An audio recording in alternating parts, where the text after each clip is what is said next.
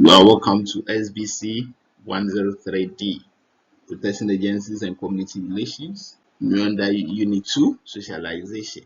We are still on socialization, talking about the sixth session of socialization. And in this session, you will be thinking through the concepts of gender, as well as how we come to acquire our gender identities as human. You will learn about the distinction between sex and gender in this session, and I wish you a great experience as we go through this session. At the end of this discussion, you explain gender as a concept, states the sources of gender socialization. Now I have an activity for you.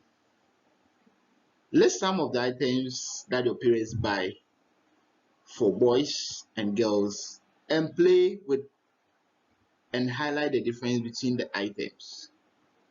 So you list the items and then try to separate them. So just a minute.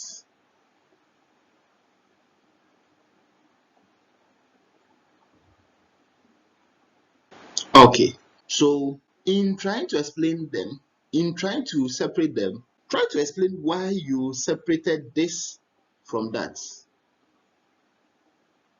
Okay, okay, okay. So we are doing all these things because we're going to talk about explaining gender socialization. Socialization, as we have already indicated, is a complex process involving and impacting on the variety of social identities, which include gender. Biologically, sex is one of the most significant categories into which society members are classified.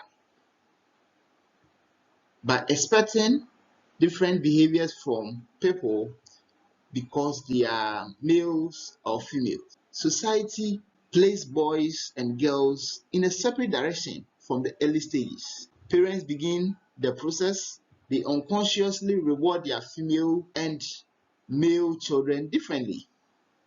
Even people who set out challenge traditional expectations often find themselves yielding to the powerful influence of socialization. And the question is, what is the difference between sex and gender? Sex is the biological aspect of maleness or femaleness. So biologically, you are born to be a male. In other words, sex is biologically determined by S and Y chromosomes, which the scientists will delve deeper.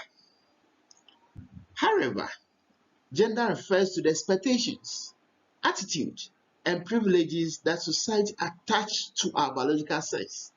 In other words, gender is determined by society, that is based on individual sex. So you are born to be a male, and as a result of you born to be a male, certain responsibilities, attitude, and privileges are accorded to you, and that is gender.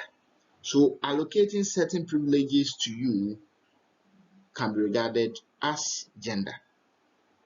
I hope you clearly get the distinction. Great. Let's proceed to explain gender socialization. Gender socialization simply is the process by which we learn societal expectations and attitude that's associated with our sex. It affects the self-concept of women and men. It is done on the results of gender as a way of formatting our gender identities, which is defined from oneself as a woman or a man. Gender identities are basic to our self-concept and it shapes our ways of thinking about ourselves and interests and how we interact with others. Gender identity shape not only how we think about ourselves, but the influences of our behavior, including the likelihood of drug and alcohol abuse, violent behavior, depression, or even how aggressive you are driving. I believe you are following. Good. Now, for us to understand it better, we need to know some of the forms or sources of socialization. And the first source of socialization is family. So it has been discussed earlier that family is the primary source of socialization, where values, attitudes are imbibed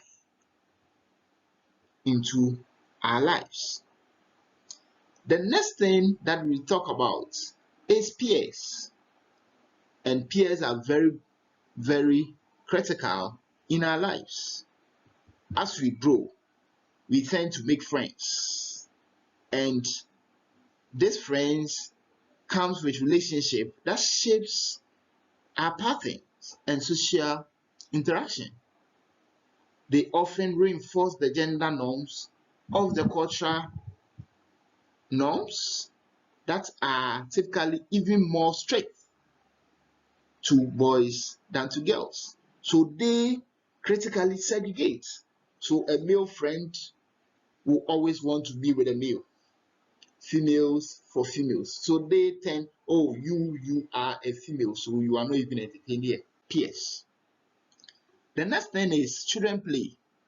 Children's play is another source of gender socialization. Children's book in school also communicate gender expectations. Even when we publish guidelines that discourage stereotyping, textbooks still depict men as aggressive. Your daddy is coming. When he comes, he'll beat you. Daddy, a male. Your mother will pamper you. That is female. The next is school. School are particularly strong influences on gender socialization because of the amount of time children spend in school. Teachers often have different expectations for boys and girls. They ask the females to sweep, the males to removing cobwebs, to be taking conveying desks to and through the classrooms. The next place is the religion, which is often overlooked but significant source of gender socialization. For instance, one of the most rigid when it comes to fluidity of roles of males and female. When you go to not to disrespect any church, any religious organization, but for the purposes of exam and for the purposes of discussion, I will use the Islamic, for instance. They have places that the males are to pray and then places that are reserved for females. So the males are to be in front and then the females are to be behind. The next that we talk about will be the media. The media in its various forms, that is television, social media, or whatever, communicates strongly to us as to how to distinguish between males and females. Children use media images to discover who they are and what is expected of them as males and females. The last thing that we talk about is the popular culture. And this popular culture just tells us that we belong to this group. So males, you are not to be in the kitchen. Females, you are to be in the kitchen. When your mother is cooking, you are to go and help your mother in the kitchen. So with all these things, it solidifies our understanding as to where this kind of differentiation comes from. I believe you understand that. Good. So yes, we have been taking through the concept of gender socialization, specifically gender created by the society, where sex is determined biologically. We have also learned about the crucial ways of forming one's gender identity. We have learned that media, parents, school are some of the significant sources of our socialization based on gender. And I believe you have learned so much. And on this note, we will end the unit on gender and socialization, as well as the entirety of socialization. Join me as we go through the next unit on criminal justice system, where we dissect criminal justice system. And until we meet for the next unit in criminal justice system, bye for now. Bye.